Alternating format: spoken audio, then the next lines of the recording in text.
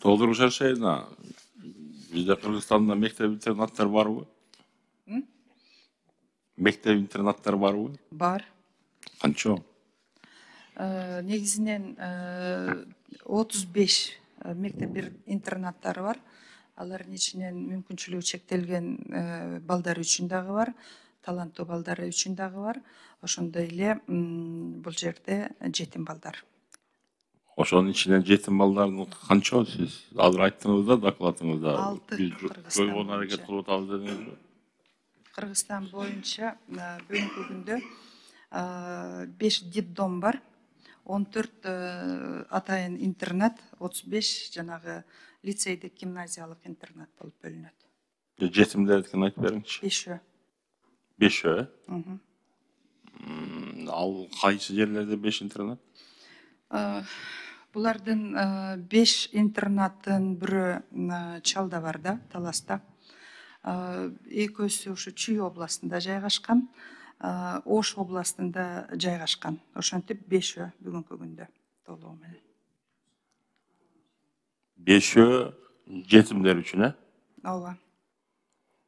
Бирөөсү Ош областында дедиңизби, Ош областынын кайеринде? Бул маселе негизинен азыр толугу менен айтып берем. Ош областында Разаков жетим балдар үйү 181 бала. Чалдыбарда 53 бала, Таласта.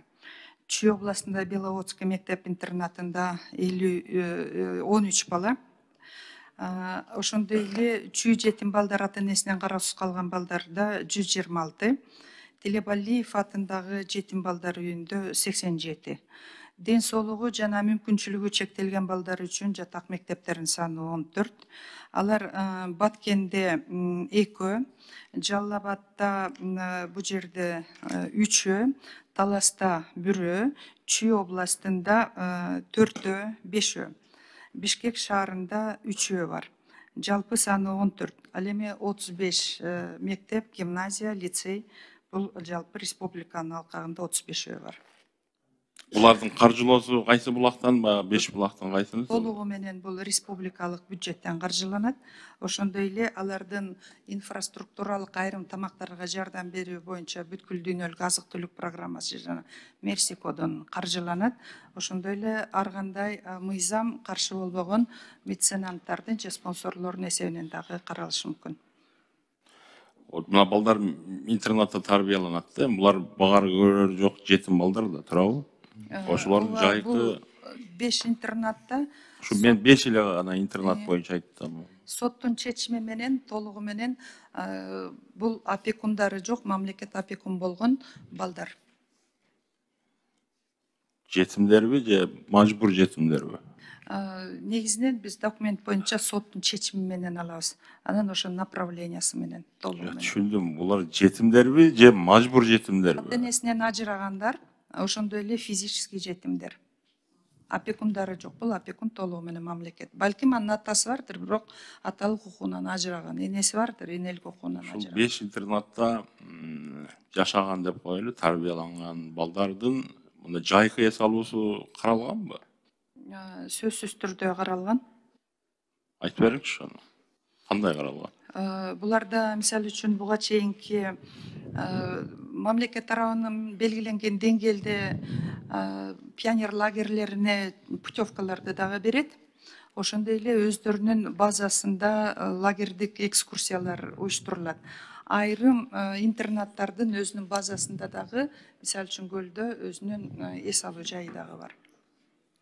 Булар жайкы эс алуу деп мен мындай түшүнөм да, окуу процесси бүтөт.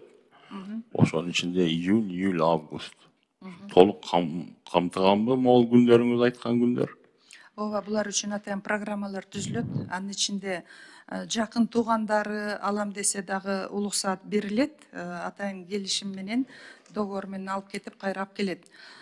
Ошол эле учурда мамлекеттик путевкалар берилет санаторийлерге. Бирок 3 ай бою санаторийде жүрө албайт. Бирок алардын ичинде дагы өнүктүрүүчүлүк программалар бекип берет. Ошо жүрө албаган учурларда кайсы? Ошол ысыкта өзүнүн мектебинде, жатаканасында эле жүрүшөбү? Ооба. Эми мен мындай Разахов дедиңиз го, Ош областында бар дедиңиз. Ошол мектепте эс алуу жайы чындыгында жок. Бирок ал жердин директору мен батыр киши деп айтып кете алам, Токталы деген агай. Балким азыр пенсионный возрасттадыр. Эртең бүрсүгүн аттестация кылып аны балким алмаштырам деп чыгарсыңар. Бирок ушул киши өзүнүн жоопкерчилигине алып, мамлекет эми ата эне укугун ажыратат, аларды мектеп менен камсыз кылат, жатаканасын берет, бирок ушул жайкы жагын ойлонбой койгондой сезилет да мага. Ушул агай өзүнүн риск деп коет орустар, на свой риск ушу 3 ай калып калган балдарды ушул ыстык жерде жатаканада кармабайын деп, мен Саламалик деген айылдан болом.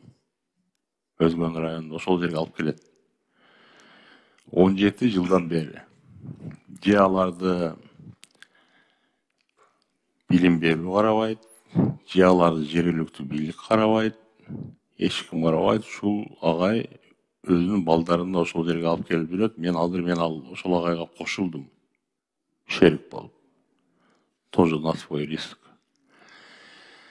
Ташталып калган Советтер Союзунан калган лагерь болчу. Ошол лагерге алып барып, ушул агай багып жүрөт да балдарды. Баккан эми бюджеттин эсебинен багат, бирок балдарды ошондой бир талаага алып чыгып, кайтарып отурган агайга канчалык кыйын. Мен бул суроону бергеним азыр ушу 17 жылдан бери өзүм каттап жүрөм. 2 жылдан бери ушу агайга бир аз балдарга бир аз боор ооругандай болупту. Өздөрүнүн жашоо базасын түздүрүп бердим. Сизден суранычы, ушул агайды чакырып, өзүңүзгө сүйлөшүп,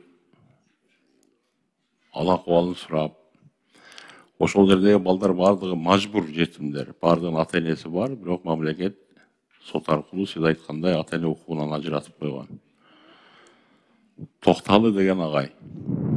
Эми ушундай адамдар бар үчүн биздин балдар кармалып турабы дейм да. Мен өзүңүз жеке кабыл алып, бүгүн эмес, эртең эмес, бир айдан кийинби, же иш сапарыңыз менен барсаңыз, ошол Разаков интернатка кирсеңиз, ошол агайдын иштөө методун, ошол агайдын болгон коллективдеги сыйын мындай көрүп, бир баа берип коюңчу. Анан мен агайга айткам, агай сиз бар, мен ушул интернаттын балдарын 3 ай өзүмдүн айылымда жашоо шартын камсыз кылганга даярмын деп. Эртең бүрсүгүнү балким бул агайдын бир душманы чыгат, сизге айтып келет, агай карып калыптыр, кетесиз деп. Мына бүгүнкүгө чейин мен билем, ИО деп коет бизде баягы милдетин аткаруучу.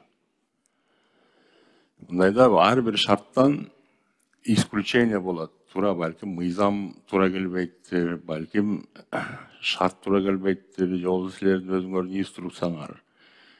Мен көп сүйлөп сиздин башыңызды оорутпайын, бир чакырып бир сүйлөшүп коюңчу, анан мага кабар берип койсоңуз, мен сизди дагы ошол агайдын катарына кошуп, ушул эле жекебиз келип, министр болуп, ушундай жетим жесир балдарга ушундай көңүл бөлүү башталды деп, сизди дагы ошол катарга кошуп коеюн. Жарайт Убада бере аласызбы?